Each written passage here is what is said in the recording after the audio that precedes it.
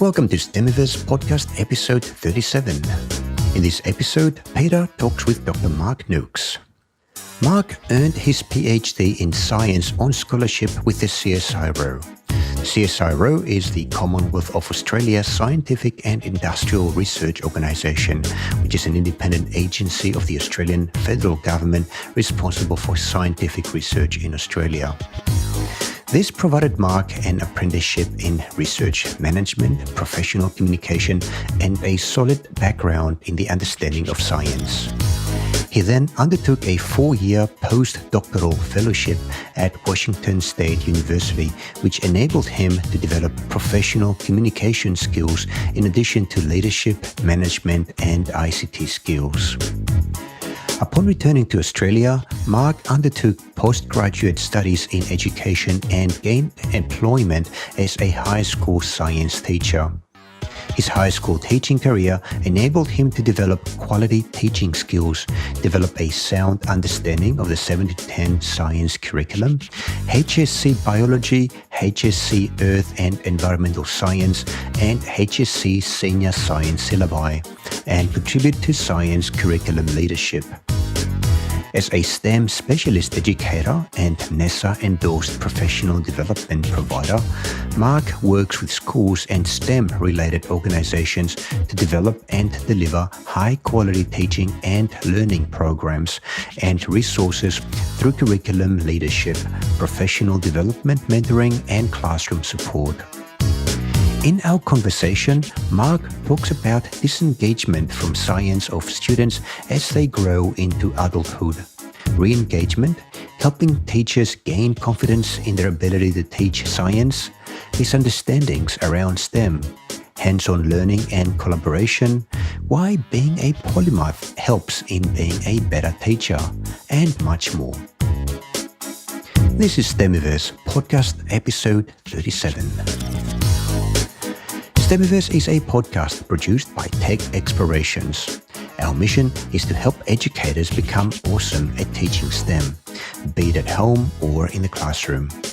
Whether you are a professional or casual teacher, teaching in a classroom, or a parent or caretaker, teaching at home, this podcast brings you the knowledge and experiences of practitioners, academics, entrepreneurs, and lifelong learners who are passionate about education and strive every day to help our children prepare for life in a world of radical change. And why not abundance? This podcast is brought to you by Tech Explorations, a leading provider of educational resources for makers, STEM students, and teachers. For a limited time only, go to texplore.com/Stemiverse and receive Peter's latest ebook, Maker Education Revolution, a book about how making is changing the way that people learn and teach in the 21st century. Okay, so here we are with Marc Noakes. So, hello, Marc. Thank you for joining me. Hi, thank you for having me along. I'm really quite excited about this. Yes, I've been reading a lot about you, and I'm also very excited. And the reason for that is that you're not just a teacher, you're also a teacher's teacher or trainer. That's right. So I guess I work in classrooms with teachers and their students to help them in science STEM. And today you're actually teaching kids.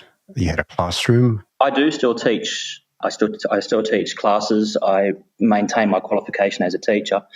So I teach in primary school. I'm high school trained. I transitioned out of high school and now I have my authority to teach primary as well. So I do a bit of a mixture when the opportunity arises to have a class, but for the most part I'm in working with teachers as a mentor, I guess. What do you enjoy better, if you can actually say one or the other? Question. I think I enjoy working with teachers and their students because it's teaching at two different levels at the same time. Yep. I have a similar experience to that. I do run workshops online. Most of them tend to be online. I haven't had the opportunity to teach smaller kids, like less than 18 years old. So I don't have that experience, which I should probably seek somehow. I have to say I'm really enjoying working with primary students. They're so open and so receptive to anything new and to conceptual learning. Yeah, well, when I am visiting classes, especially when my kids used to go to school, well, we do homeschooling now, so they're still practically at school. But I really enjoyed the enthusiasm. It's like something that I don't see in university much. Competitively speaking, it's like when they run, especially out of the class, and being so happy about that. Yeah, and it's nice to. So I guess it's nice to see them being themselves. Like when they're a bit older in high school, they tend to put on their masks and they claim up they're a bit different person. I think in primary school you get to see the real child. Yeah, exactly. How do we maintain that? Tough question. Is this something that we should actually maintain at all? Like, I think if you talk to high school teachers who enjoy their job and who have built a really close rapport with their students, they probably will say that still engagement is the primary factor in seeing the real person in high school too. It's when kids are disengaged that you start seeing lots of other things that are influencing their lives. So something happens in their lives. I think, as you said, I don't think it's just school, but it's just the pressure of growing up and becoming an adult, right? Yeah, it's a very difficult question to answer. They take a lot on board in high school, I think, and it's so it's very difficult for students these days, given the number of social streams that are firing off at them and that they're involved in, to maintain a perception of the world that is coherent, I guess. Yeah.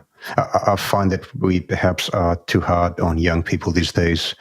If you think about how much they have to deal with in a relatively short amount of time when it comes like growing up, that happens very quickly these days. Yeah, I think there's a lot to do with. Say that in primary school here even.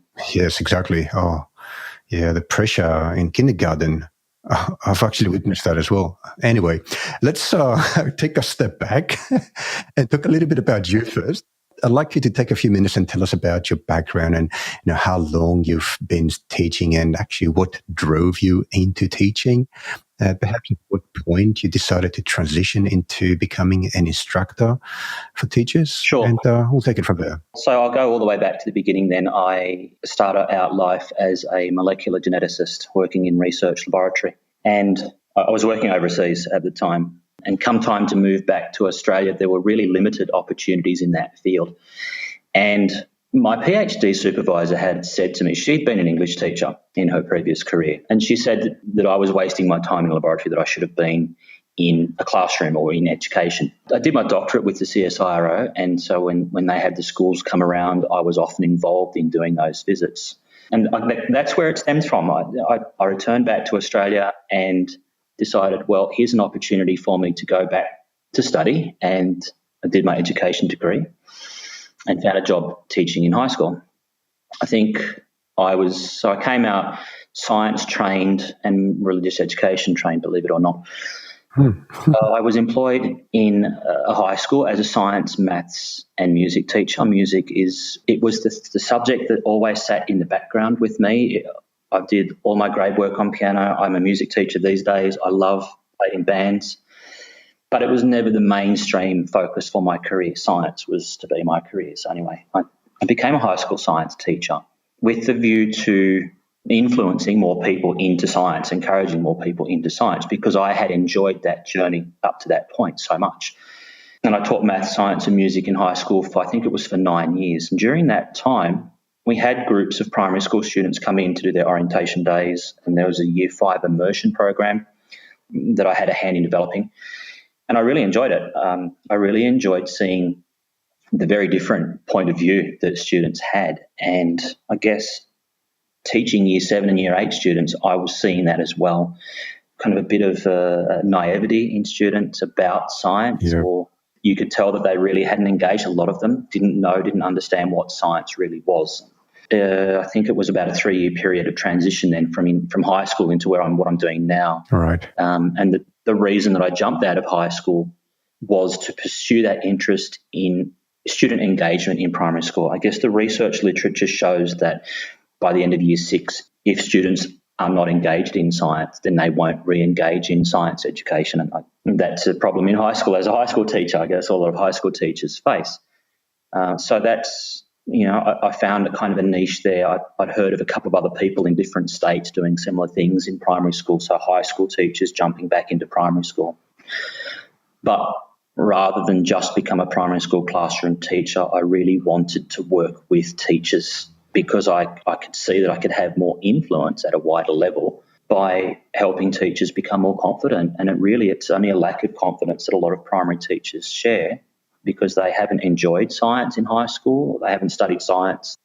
So I guess that was one of the big reasons for me going into primary and wanting to work as a teacher educator. And in that kind of transition period, I'd taken some university tutoring jobs and lecturing jobs to familiarise myself a bit more with the adult education too.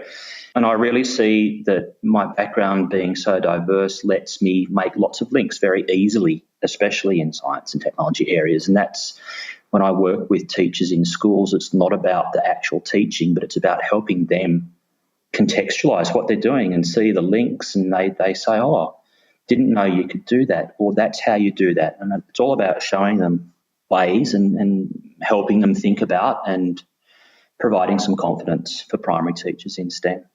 That's very interesting. I picked a few things as you were talking. The first thing that I want to go back for a minute is, why did your supervisor say to you that you are, I suppose, wasting your time in the lab and you go out?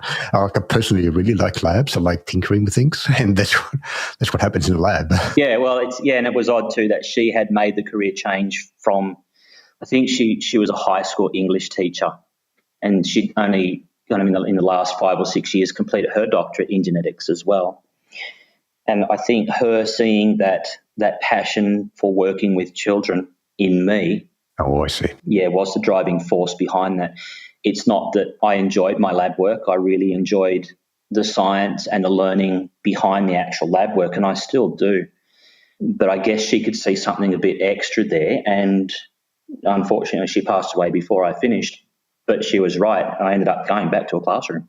So there was one teacher that had a huge impact in your life and career, right? That's what a teacher is supposed to do. Yeah, and we often talk about high school teachers having that impact, but in this case, this was a tertiary level teacher. Yeah, still a teacher. Yeah, it's just further doing life, like as an adult. It's very interesting. So, but apart from that, like through all these years, you have essentially become a polymath. Is it a fair thing to say? Like, I can see here, you got obviously background in music, you did religious studies, your Ph.D. is in science, you've taught mathematics. There's quite a few things there. Is it unusual? I wouldn't say that it is unusual. When you start talking to scientists, they often will reveal that they play a musical instrument, for example, or maths teachers in high school play musical instruments. There really are a lot of linkages kind of at that level of academia, I suppose. People that study science tend to be naturally good at mathematics, be naturally good at music. Unfortunately, I severely lack in the languages department, but I read that people who study music and maths are often very good at learning languages as well. And I think that provides a driving force for what I do too. I like to encourage kids to be involved in the range of activities, because I think a holistic approach gives them a much better sense of linkage with the real world. Do you think that perhaps, these days of specialization, there's an emphasis in studying one thing and becoming a super expert in that single thing? What you're saying perhaps goes against that, exposing yourself to many more things. Yeah, it's interesting you say that. That one of the secondary reasons for me leaving my research was because I couldn't talk to anyone about what I was doing. I'd gone down such a narrow pathway and work was so highly specific that it really made sense to only the people, my colleagues, that I was working with. So communicating my science back then became difficult, and I wanted to be able to communicate what I was doing to more people. So being a person that has exposed themselves to a lot of different types of knowledge or contexts, would that also be something that makes you a better teacher? I'm going to be biased in saying yes, of course. I think that it's really provided having the depth of knowledge in different fields. I think helps me to make links that helps students to make links with the things that they do and learn. So being able to draw upon that field knowledge in different situations, I can recall real-world examples very quickly of different things based on my own life experience that helps me to deliver material to students and to teachers. Yeah. Is that something that STEM is supposed to do, like STEM being cross-curricular? The acronyms, of course, talk about science, technology, engineering, and mathematics, but we know that a looser definition of the term involves a lot more than that. So do you think that if you want to be a good STEM teacher, you need to expose yourself to a lot of different disciplines? I think that's one of the challenges in being a STEM teacher, actually. I know in high school, one of the main challenges after the programming and timetabling is the fact that you've got a group of teachers who do teach a specialist area and they're very comfortable in that area, and all of a sudden they have to start thinking about integrating their work. Integration is something that primary school teachers are typically seen to do very well, where they lack the specific content knowledge. So I see myself as being a person who sits in between those two realms. I've got a smattering of broad content knowledge in the STEM areas. I've got the industry experience in STEM area, and I now have the teaching, the pedagogical knowledge and understanding at a primary school level, and I'm trying to bring that all together to help teachers in primary deliver a bit more content-specific material, and I work with some high school teachers at the actual craft of teaching, the pedagogy. That's another interesting thing. So once you have the ability to communicate with those different fields, with multiple fields, you can also communicate with a lot of different people, right? So that's where team building comes into. And, you know, from a team building perspective, working with groups of teachers in a primary school, working with teachers between primary school and high school, even trying to get more linkage happening between primary school teachers, high school teachers, and the students in those situations as well is something I think we should be looking at fostering. And I know that there are a lot of high schools already that have the primary school programs. There are schools where high school students come in and mentor primary students, and I think that is a good step. There seems to be a little bit of reluctance when you're talking about staff doing a similar thing, but I think that would be a healthy approach to staff development on both ends of the spectrum. So including students as teachers or as instructors or helpers? Yeah, as instructors, as mentors for younger students, as a role model for younger students, but also having high school teachers coming in, not delivering material, but working with primary school teachers to help them deliver the material and vice versa. Would that be in the context of a project, perhaps? Yeah, I guess we talk about project-based learning a lot these days. I think there are opportunities there. From a primary perspective, from a high school perspective, we've got the new HSC syllabus that's promoting students becoming involved in research. So, it would be nice to see more crosstalk between high school teachers and primary school teachers, but also between STEM organisations, I guess, if you like, universities with high schools, university with primary schools. Those relationships are developing quite well. And I think we're just starting to see some industry relationships supporting high schools and potentially primary schools through that as well. Well, that's quite interesting. I haven't thought of that in the past. So what you're saying is that a primary school is no longer just a primary school. It's just a place where young kids up to 12, 13 years old go, but they interact with a lot of people, let's say lecturers or teachers from other institutions like universities and technical schools or high schools. Is that what you're saying? And is that actually happening? Have you got some examples of that? I have heard of, I don't remember the name of the school, but it's a Department of Education school. It's a new school. It's being built in Sydney. And I guess the premise of the school is it's a primary school, I believe, but there is a community health centre and a community childcare centre attached to that school. So I think we're moving towards models of schools that are more highly community integrated. So for example, you'll have a student of a high school that mentors a student from a primary school in mathematics as a tutor. That would be spot on. I could see that happening quite easily in that situation. And certainly there are high schools, the comprehensive high schools, I think with the introduction of STEM, they're now starting to think about their their whole school program. Some of the high schools that I've been involved with that are K to 10 or K to 12 high schools, previously, really the high school has been very separate from the primary school. They run their own programs. The high school teachers don't have anything really to do with primary school teachers. And it's sad. I've spoken to a few of them about, hey, you've got primary school teachers here. It's a perfect opportunity for you to have those cross discussions happening on the same campus. And I think the discussion around STEM education the last few years has triggered or has really sparked action in that situation where you've got primary and high school on the same campus now, starting to program together, starting to work together. And I think we are just starting to see some high schools working in the department anyway. And we talk about local clusters of schools, and I think in a lot of instances the high school is seen as a bit of a flagship, but it should be a two-way streak. And again, I think STEM education is leading us down a pathway where there are more conversations happening between high school staff and primary school staff in that kind of community-based hub idea. Interesting. So the discussion and push towards STEM integration, cross-curriculum and project-based learning over the last 10, 20 years is also pushing the discussion towards a more holistic approach in education where all levels of education are being rethought.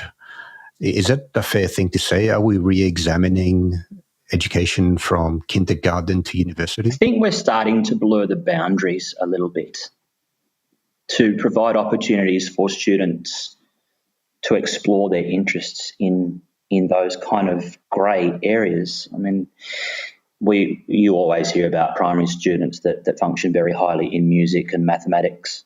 And I think especially with the discussions and research around 21st century learning, different models of learning, the influence of technology on students being able to learn at home or in their own time, flexible learning scenarios. I think we are really starting to see a bit of a movement where students who have an interest are now able to pursue that interest rather than being boxed in to a syllabus. And that's because of the flexibility that the system is acquiring through this redesign and through this discussion. Yeah, I'd like to think that's where we're moving. I remember, like in my case, when I was going through university was what it was all about. School existed so that kids eventually go through an HSC or some kind of examination process and enter university and hopefully graduate and get a job. Is that different now? I don't think that's changed. I don't think that will change because of the constraints of assessment. This is something that in a lot of forums that I've been to over the last couple of years, STEM forums, they're always the issue of assessment always pops up, and it's a real difficult one. How do you assess students that are working above or beyond their level or are working on things that really have not been categorized or written down? For example, a student who in primary school who develops an app and starts to make money and becomes an entrepreneur in primary school doesn't need to progress on to do an HSC. If they're making a living, there's no need to do that. They don't need to go to university if they're successful in the area that they do. And yet we have no means of assessing that student on their abilities because they haven't sat a test. Maybe they're not testable anymore. It's like I think maybe we sometimes there's a lot of thought required in some areas, and it's only minority. I'm not saying it's everyone in that boat, but I think when the opportunity arises for a student to pursue a course of learning that's different, I think that we need to think seriously about how to help that student and how to assess their abilities in that particular domain. Yeah, some discussions we had with previous guests in this podcast were mentioning the ability for students to enter university or other degrees via projects and portfolios of projects. So you show a committee the work that you've done in a particular area, and then based on that, you can get access to the program or get partial access to the program. Perhaps some more work is required and so on. The problem there is scaling it to like hundreds of thousands of students that enter university every year, not just in Australia, but also around the world. But that was one possible solution to this. I think that's where the new HSC science course kind of comes into its own and provides that opportunity. So what do you see happening in this field from the information that you have? From an assessment point of view? From an assessment, especially assessing via portfolios of projects. I feel that that's probably going to become more the norm. When people enter the workforce, for example, they're asked to present a portfolio of work. They often have an e-portfolio. I do myself. Employers are looking for not so much what you know, but what you can demonstrate that you can do. And a portfolio is really the best way to do that. I think that's why we're having a lot of success in that area of assessment. I was just saying, if you can think about what kind of skills go into creating a portfolio, we go back to what we were discussing earlier in regards to the ability of a person to have multiple skills. So there's a lot of communication there. There's presentation skills. There's the ability to write, so language, create a demonstration of the skills of composition. There's quite a few things that go in creating a portfolio that are, I suppose, beyond what an exam can capture, a formal exam. Right. And I think that's, again, where a portfolio gives a lot of students who probably otherwise wouldn't be very successful in exams an opportunity to show what they're capable of doing. And a lot of the skills are not necessarily skills that are explicitly taught in school. For example, the ability to put together a video presentation, it's not, maybe it's in a high school syllabus. There's nowhere in the primary school syllabus I'm aware that we specifically teach a student how to put a video together. I know that a lot of kids making this their hobby these days too. They're sitting at home, it's what they're doing on their technology. And I think it's really important for them to be able to demonstrate those skills and especially again when we hear about STEM jobs being created that rely on technology-based skills. If they're the kind of skills that are more innate and not easy to assess, perhaps portfolio or perhaps even demonstration by work experience is a good way for students to be assessed on what they can do. Yeah. Well, how do you see the skills that a young person, say today's 10-year-old, would need in 20 years from now? Very, very difficult. Crystal ball? I think communication skills still are at the base. The ability to write well, the ability to speak well, the ability to communicate face-to-face, the ability to communicate successfully online is something new.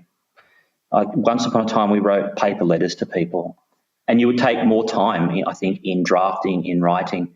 I know that we still teach drafting and the editing process in primary school, and I think, and I feel too, that it's very important that those basic communication skills are taught and are valued and are assessed, and that we give students the opportunity to display, to demonstrate, and to use those skills in a wide range of situations. Well, if we take today as an example, at least in my case, I find that the vast majority of my communication happens online, just like we are doing now, Mark, actually. It's a very similar mode of communication. The physical aspect of being able to see you is not necessarily there anymore. So we need to use other cues to coordinate. We also communicate a lot across not just time zones, but across cultures and instantly. So those smaller nuances and the peculiarities of how people communicate across the world are also becoming important to be able to be clear. And I suppose those are also issues that today's 10-year-old will have to deal with a lot more in 10 or 20 years from now.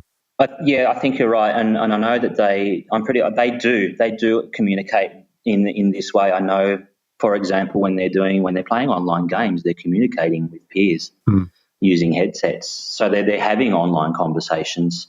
It's definitely a skill that requires attention, We know by the amount of cyberbullying that happens in schools, for example, that it does lead to problems. There are a lot of issues with it. We are only, I think, just starting to learn how to teach students how to communicate online properly.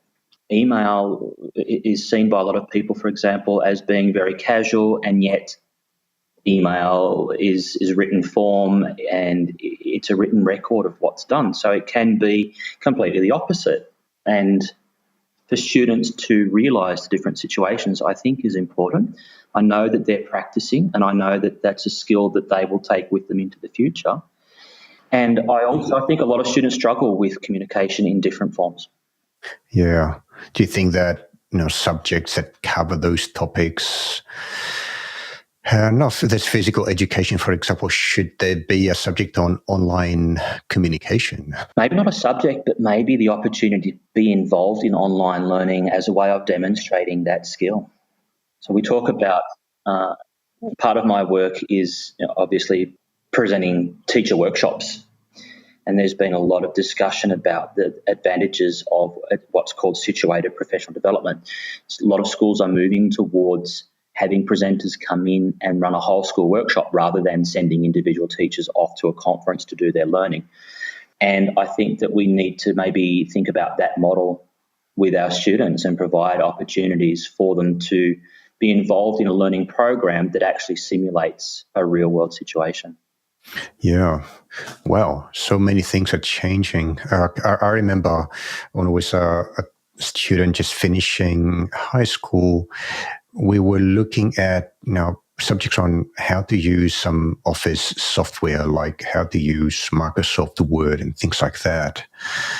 Are those still important, or are we going in a past IT society where the cloud and the cloud tools is what we need to be able to use in order to be productive, both in business, in school, in university, pretty much throughout life? Yeah, it's an interesting question, and I've heard people ask the same question before. Do we need to be teaching students IT skills explicitly? When I was having a conversation with a staff member the other day about the fact that when I was in primary school, I was learning how to code in BASIC or program in BASIC. Mm-hmm. And through university, we were learning how to use a spreadsheet, how to use a word processor. And the school, I don't think these skills are taught explicitly these days. I think we expect students to be able to use them. I have heard a lot of people referring to the term digital natives, and I really don't think that it's true. I still believe very strongly that students need to be shown how to use technology, mm-hmm. or at least for us to be modelling the way that we want them to use technology. I really don't think that a student is capable of putting together a spreadsheet and generating a graph innately.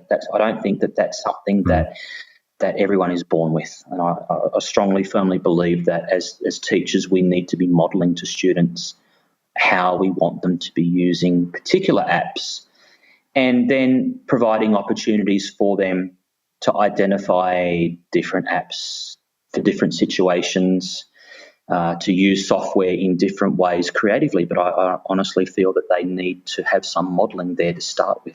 In your capacity as a trainer, do you think the teachers are ready to provide that kind of instruction, or do we need to help them? Yeah, at the Adelaide University, the Computer Science Education Research Centre is offering a lot of teacher professional development that's presented for free to schools. And I've been involved in that myself. I've done some of the coursework. We've had some presenters around to schools, and I think that is a fantastic step forward in showing teachers or engaging teachers in teaching the technology, the digital technology, a bit more explicitly. So there are courses there, and I know a lot of teachers are starting to take up that learning as a part of their professional development. So yes, I think that we are seeing a movement towards teaching technology a bit more explicitly. And again, this is from a primary perspective. I know that in high school we've got a different syllabus or different digital technology syllabi that promote that kind of learning. Yeah, great. Yeah, I've got the same feeling. And I feel like I also have to train myself. And I'm talking as an ex-university lecturer. I was having trouble communicating with my students via email because the language they used, I could not quite understand. It was too modern. The grammar was different to what I had learned in school. Words were shortened in order to preserve space, I suppose, and become more efficient. So yeah, it goes vice versa. It's funny that you should say that. One of the principals at one of the schools that I work at was he brought in I think it was a grammar book that his brother had used in year 6, and this must have been, I think, 40, 45, 50 years ago even. He was reading through, and the thing that struck me was the size of the vocabulary. And it made me think I think a lot of students have a very limited vocabulary these days. And, I tend to feel that the ability to use words, it is very important given that we communicate so briefly and so rapidly that, an email can't be deleted, and it's very easy to say the wrong thing, use the wrong word in the wrong context. Can't take it back anymore. That's another thing that people need to understand, especially young people, because whatever they put in on Facebook these days or Instagram or whatever it might be will be there forever. Right. And you can't take it down later. There's a lot of ambiguity in what people say. Yeah. And something that we didn't have to deal with when we were at that age. True, and there seems to be such a huge difference in range of context these days too. That's very easy to misinterpret writing online. Yeah. I'd like to switch context now and just go into your work as a trainer of teachers.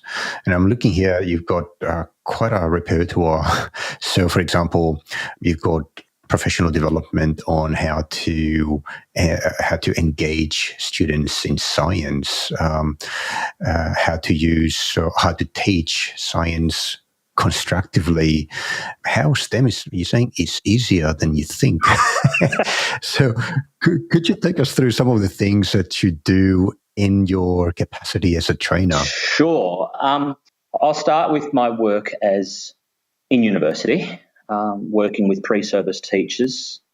We're talking about students who are either doing an undergraduate course or postgraduate studies at both primary and secondary, but most of my work has, again, focused at primary level. A lot of teachers that come through university courses, and primary teachers I'm talking about, don't have a science background or don't like doing science because they've had negative experiences in high school, mostly, they say. We often do a hands-up survey very quickly in a cohort of maybe 300 students.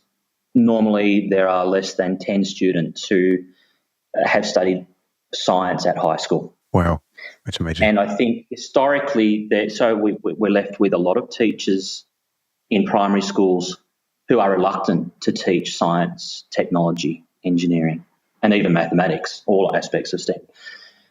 And it's not that they can't.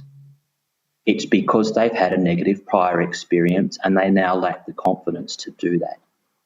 So, yes, it's true. I've had a lot of different, diverse and varied experiences in teaching a very wide audience in different subjects. And for me, that's been very deliberate. To have a broad background myself, I think, is modelling to people that being able to make connections is important these days in a modern world.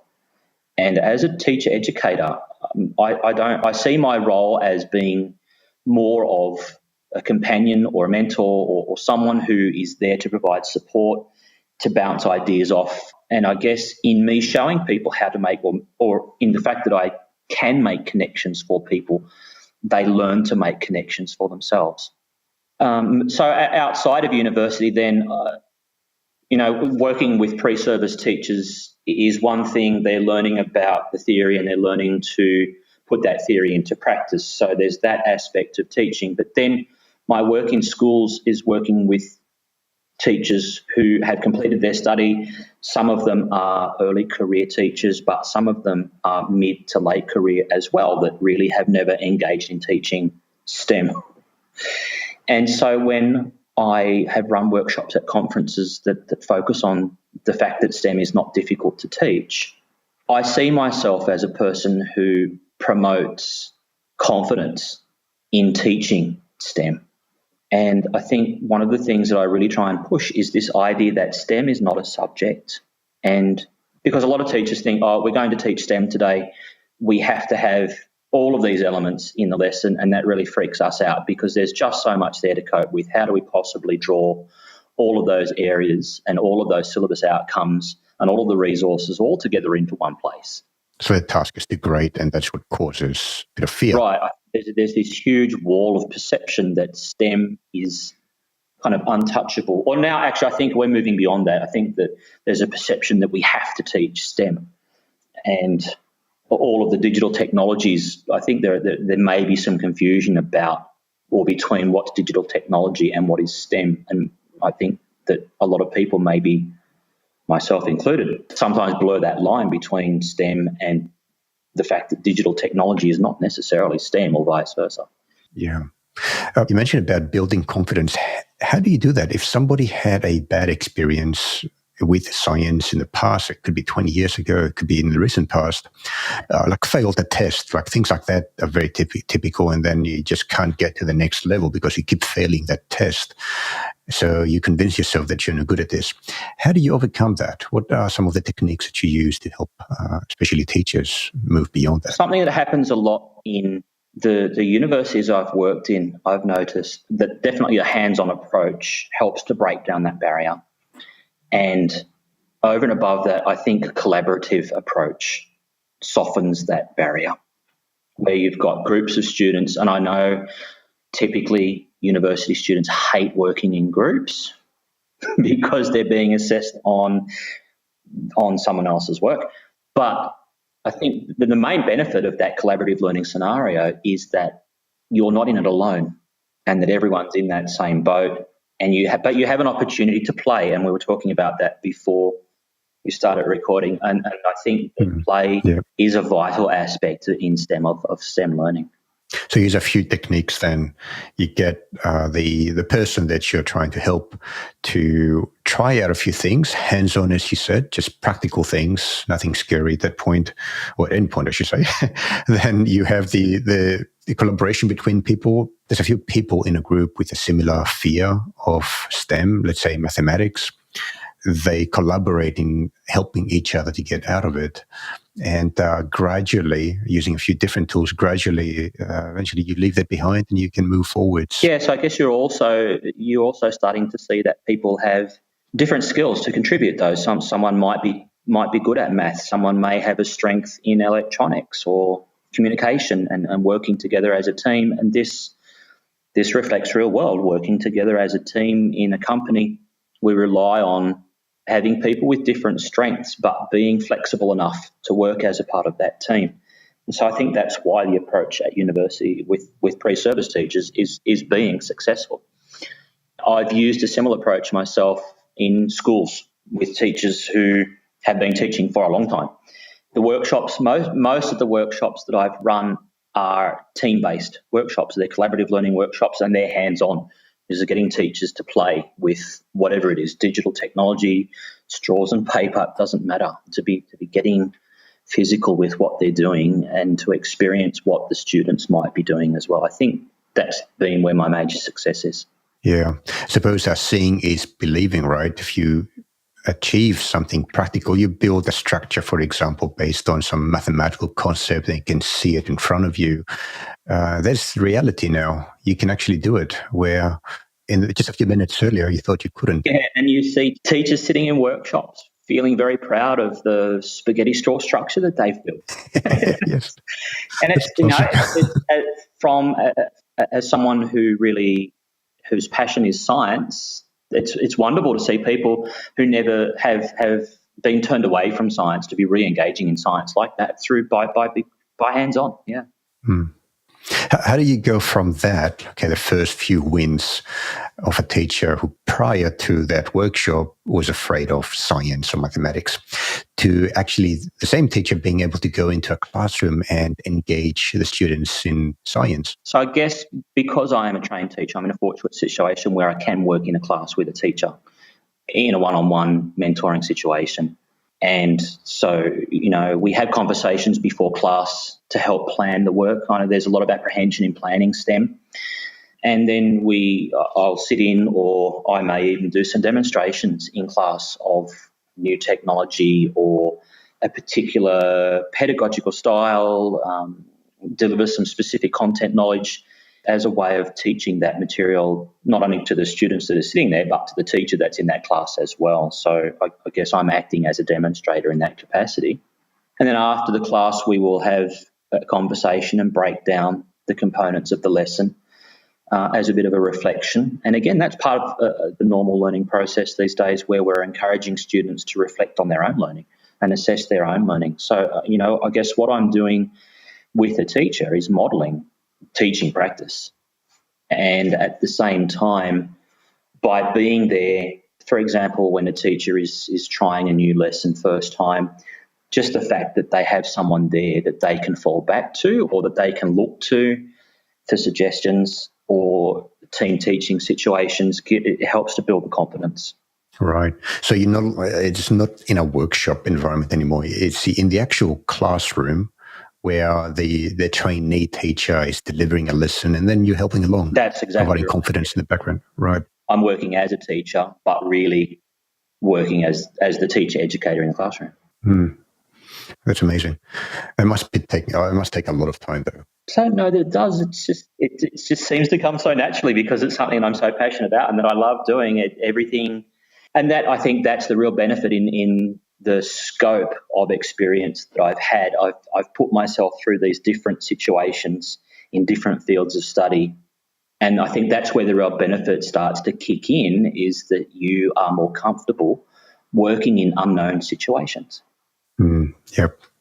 What are the most typical, I suppose, obstacles that you see in trying to help teachers overcoming the fears? Is there some kind of common denominator that you see occasionally or regularly? It's really hard to put a finger on the actual fear itself. There are some teachers who just remain reluctant to engage in teaching the material.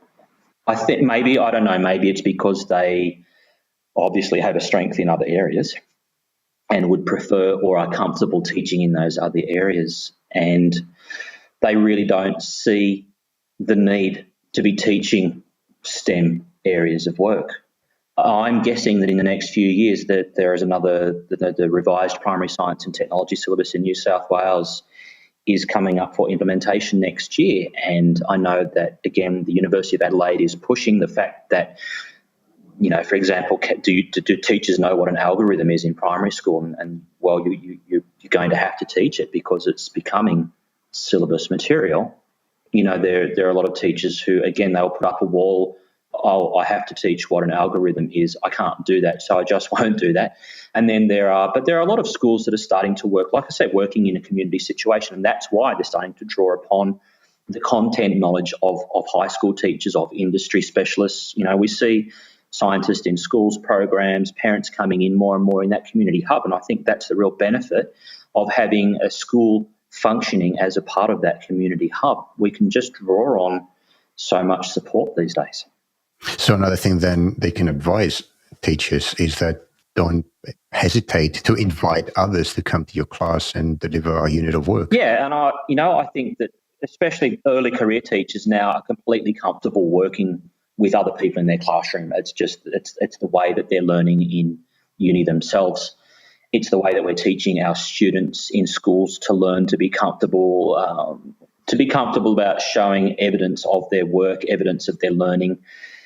We talk a lot about data use, and again, teachers need to be, I think, and this is one of the big pressures that teachers face, is collecting data and collecting evidence and having to analyse that when they historically haven't had to do.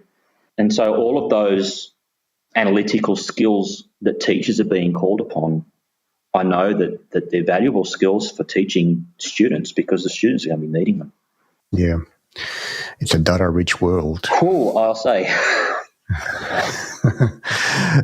Another thing, and correct me if I'm wrong here, I think you also do work in re-engagement of students in science. So a bit earlier, we were talking about how students are always very enthusiastic as they are younger, say in primary school, and then something happens in life in general, in school perhaps, and that excitement diminishes. And I believe that you do some work in methodology for re-engaging students in science. Would you like to tell us about that? Yeah, I think this came from my experience working with pre-service teachers in university. So I have conversations with teachers in different schools about working with students who have disengaged from science or STEM, I should say, and how to re-engage those students. And really, again, the biggest success that we've had is just simply through play and first-hand investigation and being hands-on in class. It's letting students tinker. It's letting students synthesize and create as a way of re-engaging them, to bringing them back into this is why science and technology and mathematics can be fun. It can be enjoyable. This is how it makes sense. This is how it links to the real world. This is why it's important when you leave school, for all of those reasons. And a lot of students, they start to play, they start to meddle around with mathematics, playing different games, making grids, and they think to themselves, hey, this is not how I thought maths was supposed to be taught. This is actually maybe a little bit fun. And maybe it starts to make sense to me. And all of a sudden, I'm interested in what I'm doing. I had that exact situation happen today. I was working as a casual teacher in a class of year 3-4 students.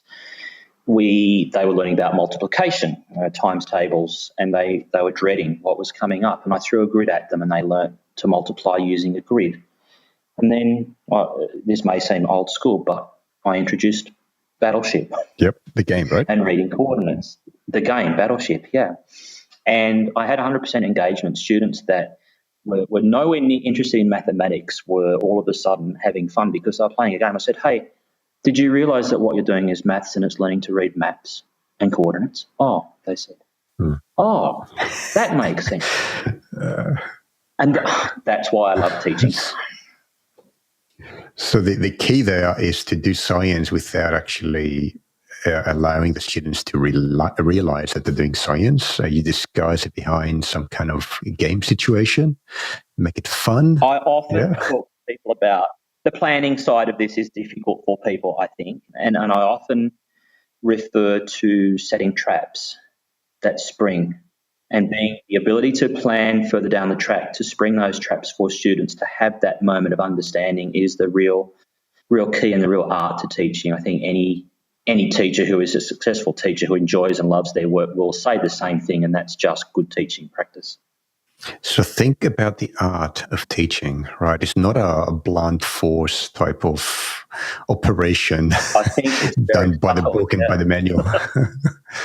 You've got to look behind the obvious of I have to teach this material because the students will have to do this test by the end of the term, et cetera, but in reality, you need to go beyond that and look between the lines, figure out what kind of strategy you use based on the students you have, and the problems in the class or the opportunities in the class. Right, so there's a lot going into the planning of delivery. Right, and I think it's very important too that teachers are able to modify on the fly as situations arise in class to, for example, be prepared to ditch a lesson that they have planned based on student interest. If students suggest that they are interested in a particular aspect, then why not explore that? And I think this goes back to the conversation that we had earlier about allowing students to explore their interests outside of the curriculum or outside of the standard assessment box. Is this a philosophy that you've developed over the years as you've been dealing with students? I wouldn't say I've developed it, but I think it's... Is it somebody that's influenced you or that you learn from, looking for an influential person perhaps? Oh, you know what? I think, Peter, it's my interest in science, and it's a skill that scientists and technologists need to be successful. If you're conducting an experiment and something fails, you need to be thinking, what else can I try? Or from a technology point of view, if we are designing something, then we need to realise that we can change the purpose if the design takes us down that pathway. And again, I think having the diverse background, being a flexible person, is a skill definitely that's required for contemporary teaching. So for a teacher to be able to see an opportunity and be willing to release some of the control back to the students, or to pick up on student interests and present new material or develop material or provide the resources students need to follow that pathway, I think that's a real skill in itself when we talk about 21st century learning and integrated learning. And I think that that's something that students will take with them into the future. So in other words, as a teacher, you need to constantly tinker with your teaching technique, the tools that you use, your approach, right? Tinkering is not just something you do in the lab or as you're playing with a gadget, but with your own teaching. Yeah, so most of the teachers that have had big influences on my life, we talk about being able to remember certain teachers for certain reasons. I think it was because they all they were flexible enough to allow me to pursue my interests in class or outside of class, doesn't matter which. I think any good educator is able to see that in a person and provide the opportunities for that person. Do you think that teachers should actively, try to influence their students by providing honest feedback, just like your Ph.D. supervisor did with you? And I think that that's something that I try and do and that I try and model. Certainly when I'm teaching, students are interested in the stories that I tell, in my experiences, in how I make linkages. Sometimes the linkages are very kind of cryptic almost, and it promotes a bit more higher order thinking. Students need to slow down and to think a little bit more about how what they are doing in class relates to what they could be using outside, or the other way around, what spaces they're using outside of school bring to the classroom and help them in the classroom. That sounds like mentoring a little bit more than teaching. Yeah, is it a fair assessment? It's hard for me to divide those sometimes. It's a part of what I do. I enjoy doing that, and I think it would come naturally to any teacher to draw upon those different experiences. You could possibly call it mentoring. You could possibly call it coaching. You could possibly call it life skills. I think it's a part of the art of being a successful teacher. There you go. Yeah. The art of teaching. I like that. I like how that sounds. There is a book, actually. Is it The Art of Teaching? I think there is a book by that name. Grady and Vanderbilt. I've got to check that out. Still have it on my shelf. Yeah. Well, speaking of books, would you like to recommend some books for our listeners? Off the top of my head, there was some really good work, and I should be able to recall the name, but Teaching Science Constructively, and it's an academic from Melbourne, and I really should be slapping myself on the wrist because I can't remember his name. It's okay. The book's called Teaching Science Constructively, and I know that's probably a little bit outdated now, but a lot of really good ideas about conceptual learning, engaging students through hands-on experiments. You know what? Mm-hmm. There are a lot of really good resources that come out of the American Science Teachers Association. It's called the NSTA. And a lot of books focused on hands-on learning, getting real with science. So that would be a good place to look as well. Yeah, I'm going to look this up and include it in the notes as well. It's a link to the association's site. I'll jot you a list as well. Yeah, thank you. That'd be great. By the way, we are in the rapid fire questions segment of the podcast. Now, it sounds like you are a very busy person. So how can you cope with all the things that you've got to do? Are there any applications or any tools that you use to keep yourself organized and productive? Yeah, again, I am a little bit old school, if you can say that Microsoft Excel is old school. It is a very I think spreadsheets. I use spreadsheets for a lot. I use spreadsheets for databasing. I use them for graphing. I use them for project management too. So rather than, there are just so many project management apps out there, and probably teachers, a lot of teachers probably aren't aware of Gantt charts. I was introduced to a Gantt chart working as an education manager for a company a couple of years ago. And they're very widespread in business and marketing, but not teaching. And it's one of the tools that I find most useful for keeping track of projects. You know, we talk about project-based learning in schools. Then we should be using project-based apps for organising our time. Absolutely, yeah. I did my PhD on a Gantt chart, by the way, and I finished it within about a month early of what I had in the Gantt chart. And I think the reason that I managed to finish it on time was because I was trying to make sure that I don't go past my Gantt chart projections. And I think time management is a huge challenge for teachers and for students these days. Yeah.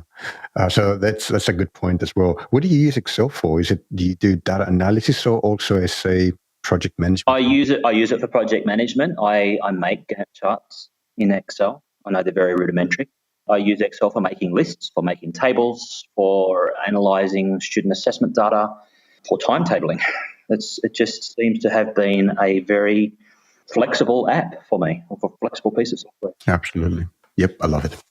I use Google Charts these days because of its ability to collaborate with other people really easily, but essentially it's the same kind of tool. I really do. Yeah, I should have said the whole Google Word, Google Sheets, applications, and the whole ability to write collaboratively. I think I know a lot of schools are using the software. We get feedback in real time. We can have our own piece to say, and it's you're right. Google Sheets. I use it online myself to give people the opportunity to contribute. Yeah. How do you find out about the latest developments in education? Things such as, new teaching methodologies, new ideas for STEM projects, perhaps changes in curricula, in the Australian curriculum in particular. Do you have some kind of, for example, Google alerts set up, or do you use Google occasionally to find things? There are a couple of Facebook groups that are particularly useful. Groups. Mm-hmm. Butterfly is one of those. I know it's very popular and very widespread. Mm-hmm. The STEM group is very active there. Is that an open group? A Facebook group, yeah. So do you need an invitation to join? Is it a closed group or open? You do need an invitation to join on that, yeah. But you know what? My own academic experience and upbringing has provided the skill of being able to conduct a literature search. And the research skills, I'm always scanning research literature, education literature, what's happening on science news websites. I'm constantly browsing for ideas, what books are available, what's coming up at conferences. I think a lot of teachers engage in conferences for ideas. Yeah, I guess that they are my biggest sources of information and ability to remain updated. Yep. Do you have a blog or a place where you post your musings or learnings for other people? I have to admit, I don't. I don't have time to blog.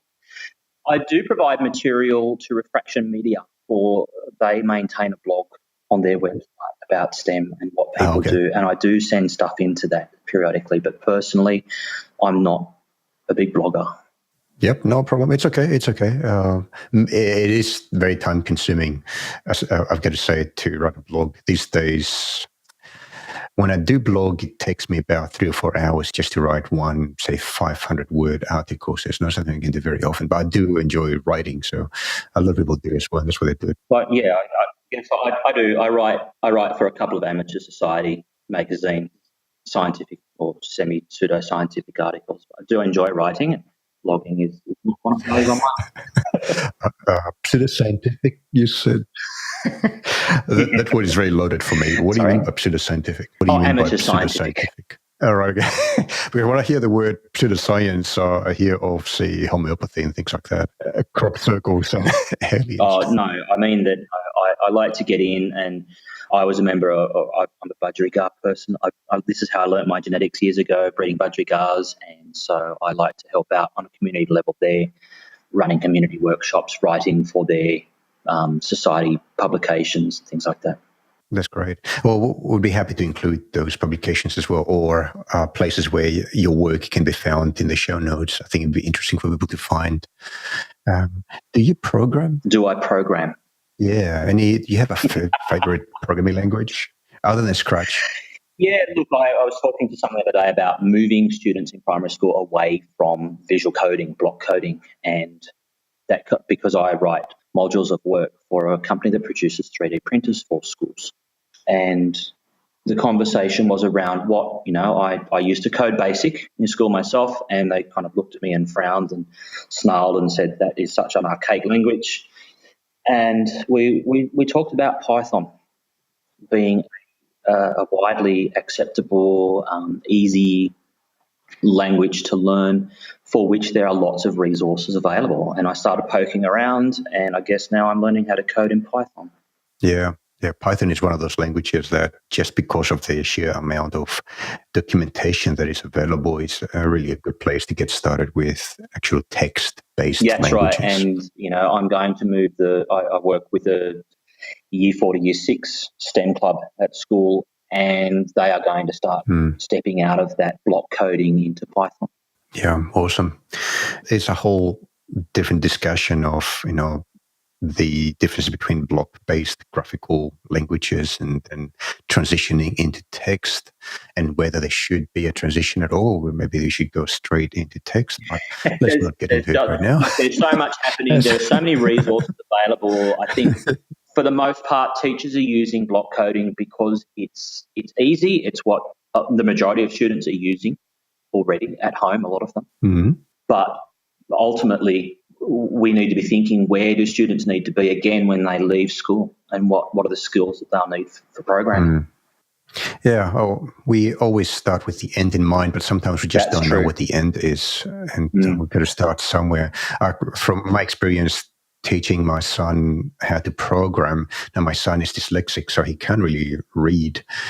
He's getting better now, but it's been a very long process to be able to read simple words. And through block language, we're able to expose him to programming principles. So then now he's very comfortable with them. And he's actually started transitioning into Python after about a year and a half of Scratch.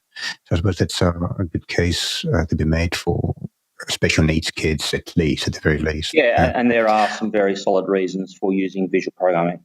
As a music teacher, I fall back on graphic notation to compose music. The fact that we to write using notes, so there's common ground there too. Yeah, it is a programming language, isn't it? Totally, musical notation. It is graphical, yeah. So never thought of that like that, but it is. Any parting thoughts for our listeners? Imagine our listeners it could be a young teacher or a teacher who had some issues in the past with teaching science, and now they have to get into it and do STEM. What would you advise? I think best advice that I could offer is to identify support. There's just so much support available. And by support, I mean face-to-face support, not looking for the myriad of resources that are available online, but someone, and there are lots of people in the community who are willing to offer help with lots of different aspects of school these days, doctors, vets, lawyers. So find the right person. Maybe, the right person, an industry person, someone that you know who runs a business that could help you teach some of that in class and gain a bit of confidence. Mm-hmm. Yep. There's so many different things you can do, but not doing anything is not going to get you anywhere. And I guess that's a real challenge. There is so much out there. We do have access to so much information. It can be overwhelming. And there's another skill worth developing is how to make sense of and how to identify value and need. Yeah, great. Thank you for that. So, Marc, any contact details that you'd like to share with our audience in case somebody would like to get in touch with you? I'm happy for people to email me. My email address, mark@axononachievement.com.au. My website is there with information and contact details, axononachievement.com.au. I've got examples of the workshops that I run there. I've got links to sources of information, links to industry partners that can help out. And, of course, I have to mention the STEM Expo here at Tamil that's coming up in June, I think is a fantastic opportunity for teachers to come and engage with and form links with other teachers and STEM organisations and industry experts. So that is on June 26th. That's correct. It's called the Primary STEM Expo, and you can find that on Eventbrite. Yep, I'm going to include a link to that in the show notes for people to find easily. Are you on Twitter, by any chance? I am on Twitter, yep. Axonology is my Twitter address, Mark at Axonology. Are you an active Twitter person?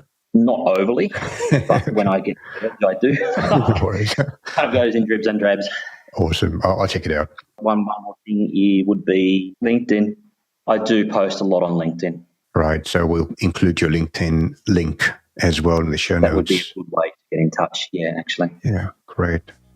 Well, thank you, Mark. I really appreciate your time today. I learned a lot personally. No, I love talking about this kind of stuff. Great. So have a good day and we'll talk again very soon. Thank you so much for having me, Peter. Appreciate it. That's all for this episode. The notes for this episode that include links to many of the resources mentioned and information on how to get in touch with Mark are available on our website, texplore.com/pay/Stemiverse. Each episode comes with its own page on the Tech Explorations website and a goldmine of information in the notes. This Stemiverse podcast was produced by Tech Explorations. Do you have any questions or suggestions? Would you like to nominate a friend or colleague to be our guest? Please email us at pa@texplore.com. Subscribe to us on iTunes by searching for the name of our podcast, Stemiverse. That's Stemiverse. Thanks for listening, and we'll see you again next time.